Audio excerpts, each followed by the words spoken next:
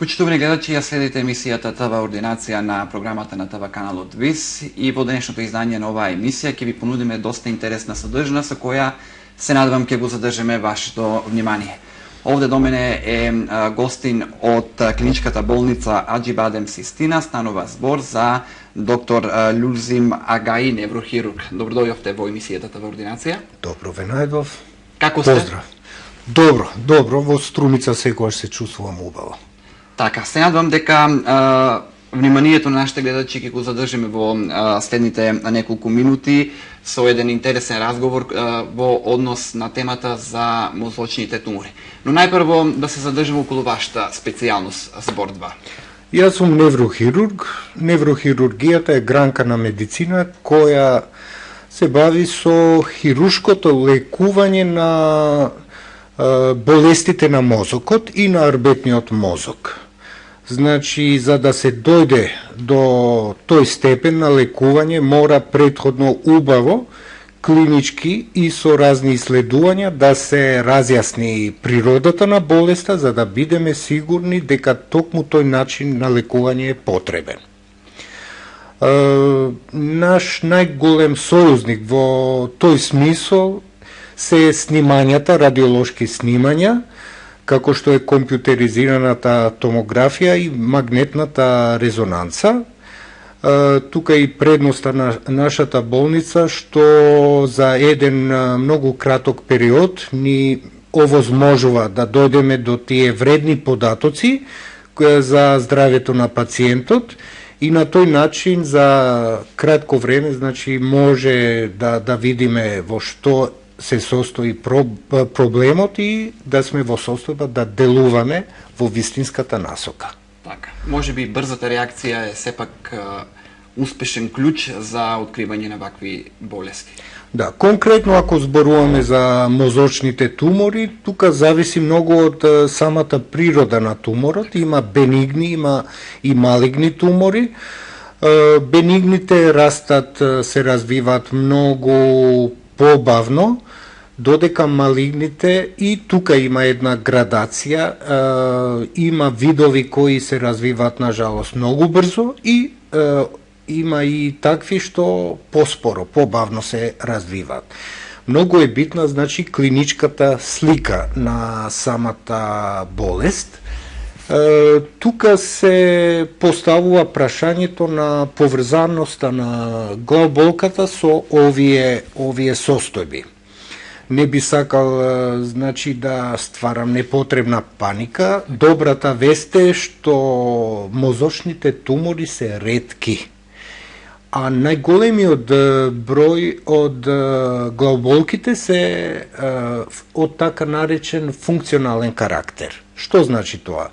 90% од главболките се тие секојдневни, да кажеме, од кои страда најголем дел од популацијата, дали се од мигренозен карактер, од така наречен напнатост, tension type headache. Тие, значи, немаат никаква органска подлога во смисол на тумори, крварења, инфекции или слично. 10% од главболките имаат такво потекло, тумори или други некои работи кои се лекуваат со операции. Како да знаеме со каков вид на главболка имаме работа? Тоа и посебно би ги интересирало и нашите гледачи. Бака, значи, воколку имаме една главболка која е константна 20 години. Има главболки кои не се излекуваат, треба, значи, да се научиме да живееме со нив. И знаеме, таа главболка се јавува, да кажеме, еднаш недело, еднаш месечно, кај дамите, знае, околу менструациониот период да бидат малку по интензивни тие главболки. Значи, ако е таа главболка иста, со години, да не кажам со децени, не е никаква причина за некаква паника. Нормално и таа главболка треба убаво да се лекува во соработка најубаво со невролог, да се запознае докторот со карактерот на главболката и да се види со разни техники како истата да се држи под контрола со најмалку можни лекарски средства, да не се оштети здравјето. Но, воколку има промена на карактерот на глобоката, воколку истата станува поинтензивна, воколку таа не поминува со вообичаените лекови, воколку е придружена со други тегоби, наго на повраќање, посебно утринско повраќање, воколку е придружена со други проблеми, со видот, грчеви, одземеност на некоја рака, нога или било некој друг таков необичен симптом кој ја придружува таа глобока, тогаш тоа е сигнал дека нешто треба да се преземе. Треба лекарски преглед, да се проценат сите овие тегоби и по потреба тогаш пациентот се упатува на посебно снимање, што ги спомнав пред малку, компјутеризирана томографија или магнетна резонанца. Значи, не мора да значи дека по секоја цена ќе најдеме нешто непријатно во нашата глава, но воколку неврологот процени, убаво е да се исклучи или потврди некој проблем кој е причинител на таквата главоболка. Што значи пред се битен е пациентот со промена на главоболката или воколку воопшто немал главоболка, а се јавува за прв пат некоја главоболка, да се консултира невролог и по потреба после да се направи тоа снимање и да се види што понатаму. Можеме ли да направиме разлика помеѓу тоа што е обична, што сложена главоболка? Значи, обична главоболка би била една главоболка од настинка, да кажеме.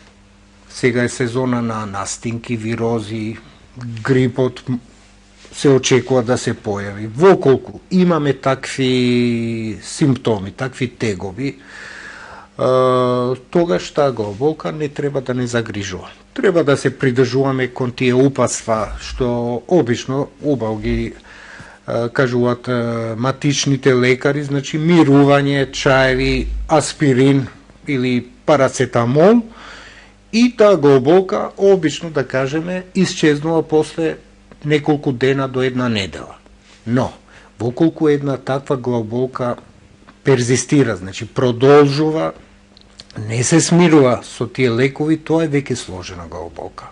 И воколку е придружена со симптомите што ги наброив пред малку, тоа е веќе ситуација која треба да се држи под контрола. Првенствено со еден убав, така наречен невролошки преглед, и по проценка на неврологот пациентот се упатува на додатни испитувања.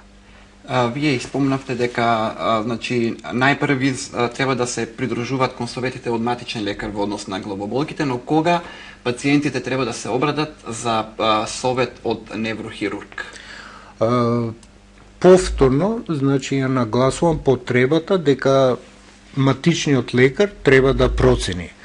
Убавото е во тоа што матичниот лекар обично ги знае убаво пациентите, своите пациенти, со години, со децени, ги знае нивните навики, нивните стресови, изложеноста на евентуални некои нокси, штетни делувања во работниот простор, и матичниот лекар, воколку е значи фамилиарен со тегобите на пациентот, на својот пациент, тој може да препознае некој нов момент и воколку процени дека има ситуација која дополнително треба да се испитува, тогаш се упатува пациентот на невролошки преглед. Невролошкиот преглед исклучува или потврдува некое сомнение дека се одигрува нешто поинакво во главата на пациентот и по проценка, значи, упатува на некое снимање, и воколку тоа снимање покажува, да кажеме, постоење на тумор, тогаш се упатува на неврохируршки преглед за понатамушно испитување, консултации и така натаму. Сега доаѓаме до она главно прашање кое што ќе ги интересира и нашите гледачи, кај кои пациенти се појавуваат мозочните удари, тумори се извинувам, и постојат ли некоја возрастна граница кога тие се јавуваат? Некое генерално правило не постои. Тоа различни тумори имаат предилекција кон различни популации. Нажалост, мозочните тумори се почести кај децата. И кај децата на таа возраст малку потешко се откриваат истите, оти децата не знаат да ги искажат своите тегоби како возрастните. И тука треба да бидеме внимателни кај таа популација. Ако имаме, да кажеме, една состојба кај што детето упорно повраќа со денови, недели, и ако причината на тоа повраќање не може да се објасни со обичен преглед, педиатриски, ако се, да кажеме, лабораториските резултати во рамки на нормална, значи не е причината вироза или некое, да кажеме, воспаление на крајниците, воспаление на белите дробови, или некој проблем со желудникот, гастроентероколит, не се појавува, да кажеме, диареја или такви тегоби од тие што се најчест причинител, тогаш треба да се мисли на некоја друга можност и да се упати првенствено на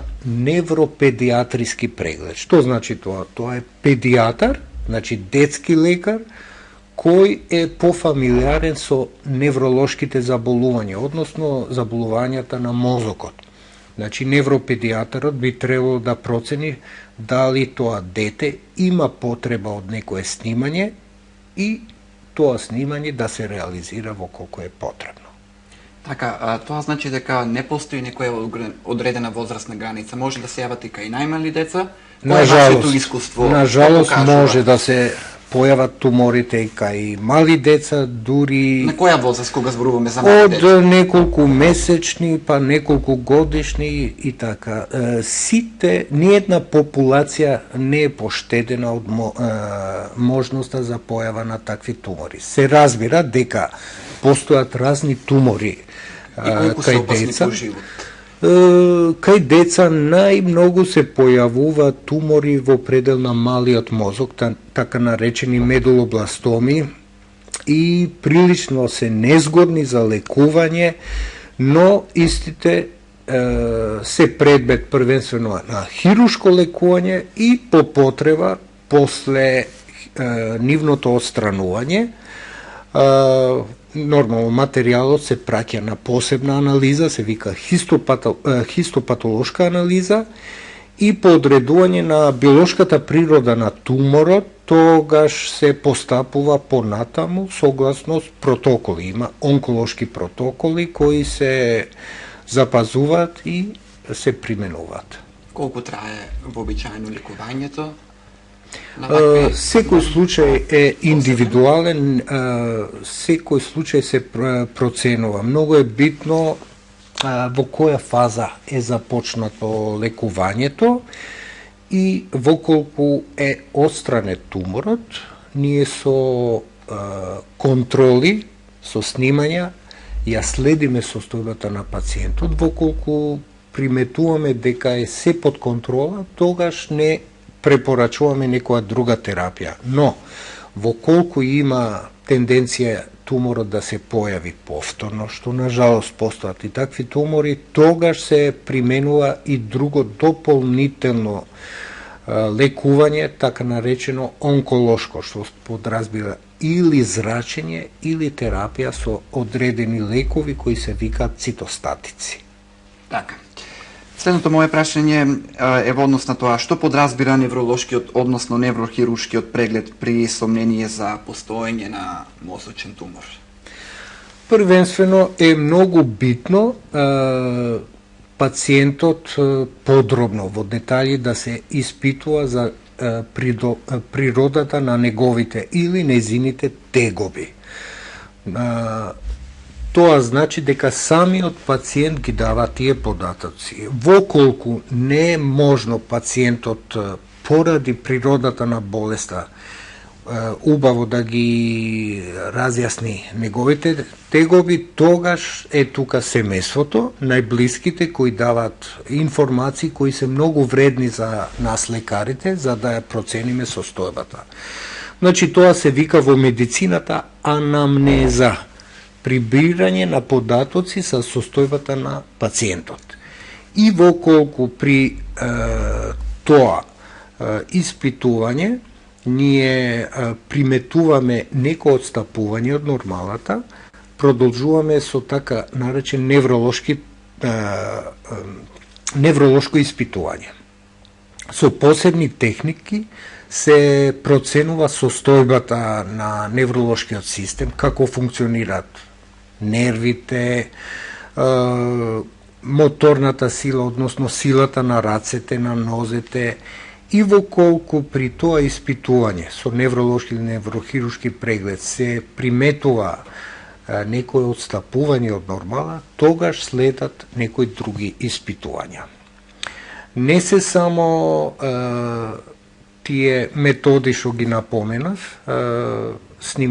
снимањата, компјутеризирана томографија и магнетна резонанца, туку и други, да кажеме, може да се испитува очното дно. Тоа е во рамки на очниот преглед, кој исто така може во нашата болница да се направи. Има и едно друго многу ефикасно испитување, снимање, се вика PET scan. Исто во Систина се спроведува.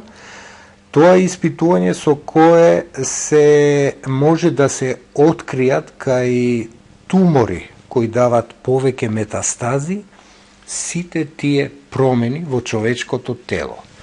Тоа е од непроценлива вредност за нас лекарите, за да знаеме за природата на туморот, каде е застапен, во кој дел од телото, и врз основа на тие податоци после се усмерува лекувањето. Сега многу зависи еден пациент како ќе се лекува во зависност од возраста. Поинаква е стратегијата кај малите деца, поинаква е иста кај возрастната популација. Воколку имаме пациент на 70 или 80 години, значи староста не е веќе, да кажеме, некое ограничување за лекувањето, тогаш треба повнимателно да се пристапи, да се види во каква состојба е срцето, белите дробови, бубрезите. Сите тие функции се проценуваат со посебни испитувања и од посебен тим на лекари, за да се види дали пациентот е подготвен за тоа лекување оперативно. Воколку не, се подготвува со посебна терапија, со посебни интервенции, за да биде спремен за така наречена неврохирушка интервенција. Значи, тимската работа е многу битна работа во лекувањето на пациентот и токму тимската работа е многу застапена кај нас во болницава и благодарение на таа соработка и квалитетот на лекување е висок. Доктор, ајдем сега малку вака на по-немедицински начин да објасниме некои работи. Што доведува до појава на мозочен тумор? Влијаат ли наследните фактори, надворешни фактори? Како всушност се појавуваат овие тумори? Општо кажано, етиологијата или причината за настанување на мозочни тумори не е се уште во медицината разјаснета, не позната е. Има повеќе теории, вирусна теорија, теорија од зрачња, некои, но ниедна теорија не е потврдена, научно не е докажана. Затоа велиме и покрај многуте теории дека причината останува непозната. Некоја предиспозиција генетска секако постои. има тумори кои се ретки, за среќа, и се јавуваат кај одредени фамилии. Да кажеме, неурофиброматоза, тоа е една болест, морбус Риклингхаузен се вика, по еден германски автор, која се јавува со повеќе тумори во централниот нервен систем, односно мозокот и орбитниот мозок, и со некои подкожни јазоли, чворови. Има некоја генетска условеност и се појавува и кај другите поколенија. А во модерната медицина исто во последно време е многу застапена теоријата дека постои некоја генетска условеност која при разни фактори од средината во комбинација едната и другата можат да се комбинират и да дојде до манифестација на некоја болест. Не зборувам само за мозочните тумори, туку општо. Сега за сега сите тие фактори, интерреакции не се до крај добро познати, останува медицината да работи повеќе на тоа поле и да ги разјасни тие причинители. Постои ли некоја статистика во медицината колку видови ги има во однос на мозочните тумори? Мозочните тумори во однос на другите тумори се 1 до 2% застапени. Значи многу помалку него, да кажеме, другите тумори, белодробните, желудечните, на дебело црево, кај жените, на дојката, на другите делови од телото. Значи, застапеноста на мозочните тумори во однос на другите е многу помала. Почесто се јавуваат кај машкиот пол или женскиот пол? Има ли некоја таква граница? Нема, значи, некоја голема предилекција, одреден тип од тумори, да кажеме, менингеомите се позастапени кај жените. Тоа се бенигни тумори. Се мисли дека е тоа поради некои делови туморот кој е осетлив на еден женски хормон, естроген, и поради тоа повеќе се јавуваат кај жените, но не е тоа секогаш случај. Во однос на тоа, колку се и чести мозочните метастази? Мозочните метастази се прилично чести и се почести и почести. Тоа е резултат на неколку фактори. Првенствено, тоа се должи на фактот што се повеќе старееме, има се повеќе постара популација. Тоа е благодарение на развојот на медицината, на превентивните мерки, сега и покрај смртните случаи кои не може да се исклучат на рана возраст, сепак има многу превентивни мерки со кои може да се доживее една пристојна старост. Но, што повеќе старееме, толку е поголема и можноста да заболуваме од разни тумори. И тие тумори даваат метастази. Така да се почесто ги гледаме овие метастази. Порано беше концептот дека метастазите не се лекува или многу ретко се лекува. Сега е ставот, воколку постои една метастаза, тоа секако се оперира, воколку е достапна за хируршко лекување. Но не само една, понекогаш и 2 или 3 метастази се оперираат. Зошто? Конкретно сега имавме во нашата болница еден пациент што имаше 3 мозочни метастази и покрај испитувањата на другите органи не можеше да се открие примарниот орган, од каде е потеклото на метастаза.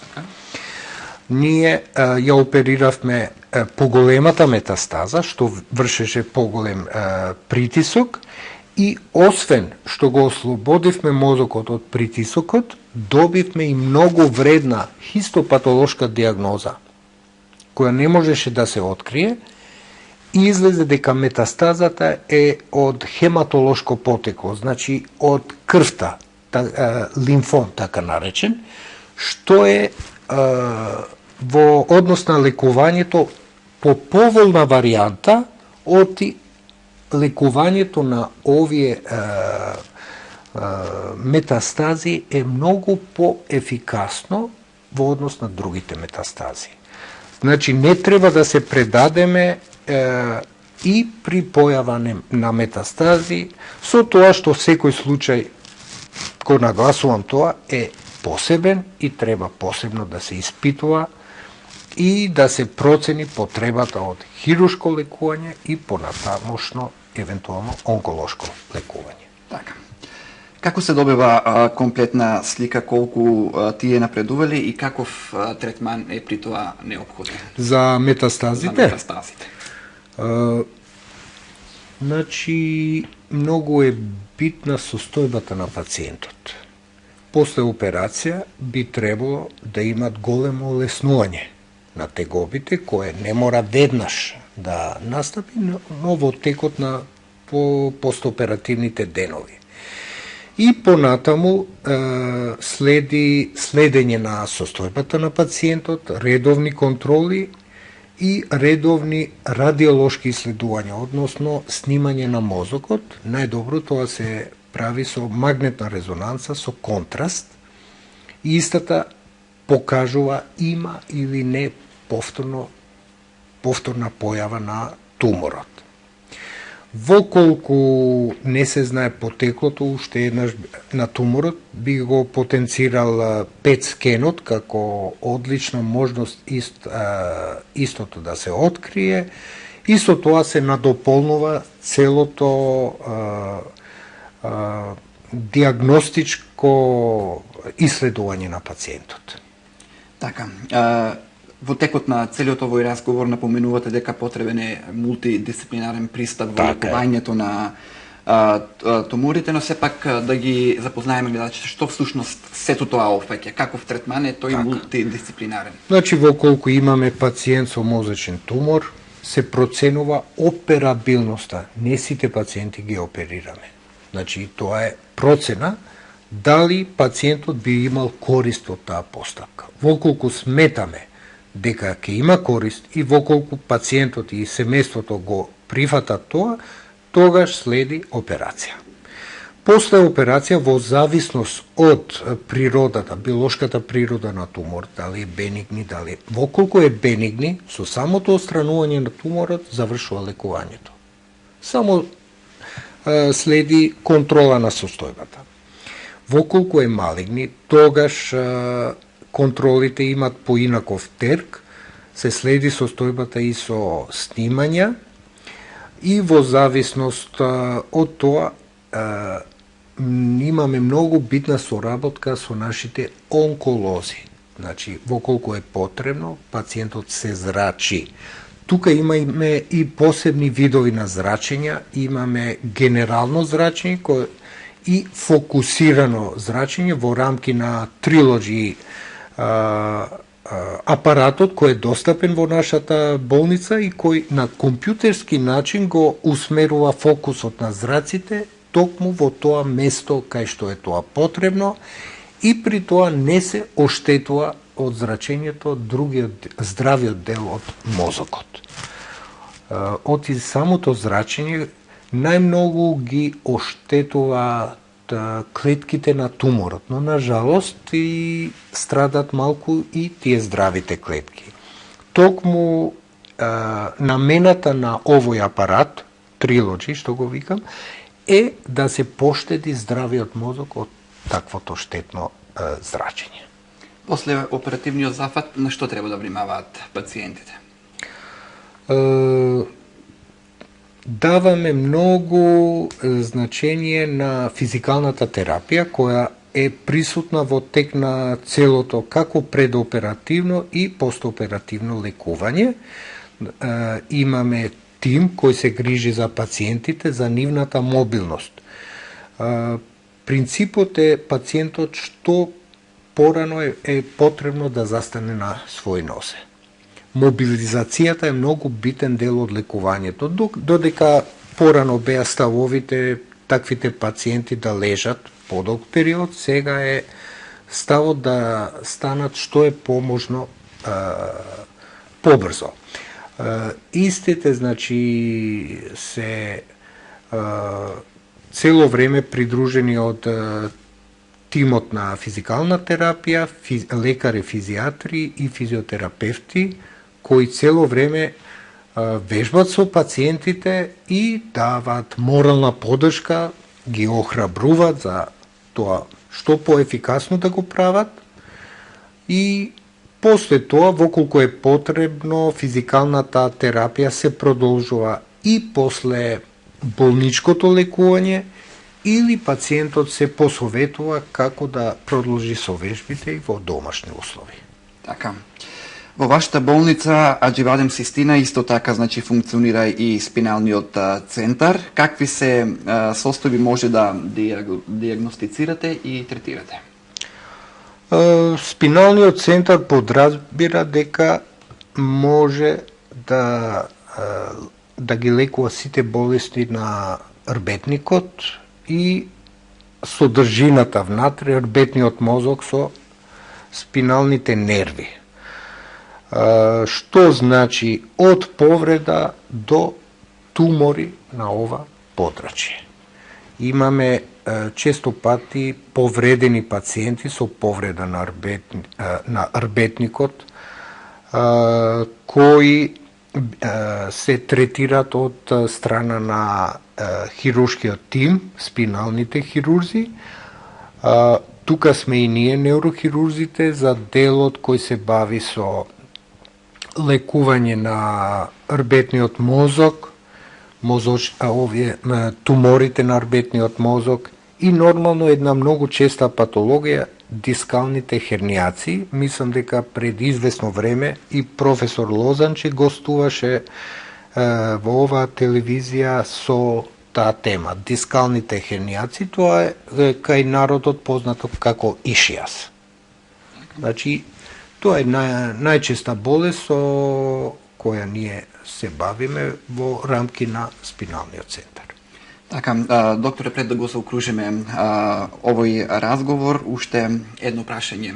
Како Македонија стои во појавата на оваа болест на светско ниво и дали досега во вашата кариера сте имале некој оперативен зафат со некој тежок вид на ваков мозочен тумор кој што е малку застапен во светски рамки?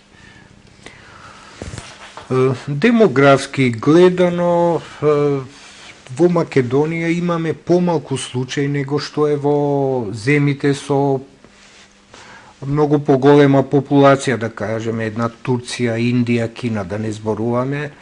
Таму имат повеќе застапеност на разни мозочни тумори.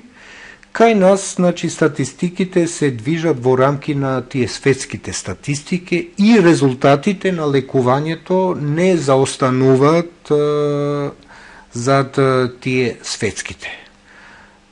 Тие малигните, најмалигните тумори што се, на жалост, годината на преживувањето е 1 година од прилика. Така е и во Америка, така и кај нас. Значи, зборувам за земјата со најразвиена медицина, тука сме и ние, значи не заостануваме со резултатите. Секогаш се обидуваме со еден човечки пристап да му помогнеме на пациентот во зависност од состојбата. Гледаме секогаш тоа да не биде на штета на пациентот. Така, често сте овде во Струмица, ваши прегледи во болницата, кога има за да знаат сите оние граѓани кои што... Конкретно, јас не прегледувам така? Тука, прегледувам во Скопје, а секако воколку има потреба и тоа во рамки на болницата може да се добие некоја информација. Во рамки на болницата Систина. Се надвам дека ќе бидете повторно гостин во нашата емисија за да ги запознаеме гледачите и понатаму со овој битна болест. Ви благодарам на вашето гостување. Благодарам. Почитувани гледачи, значи разговарав со доктор Люлзи Магај, неврохирург од клиничката болница Аџи Бадем Систина. Ви благодарам на вашето внимание.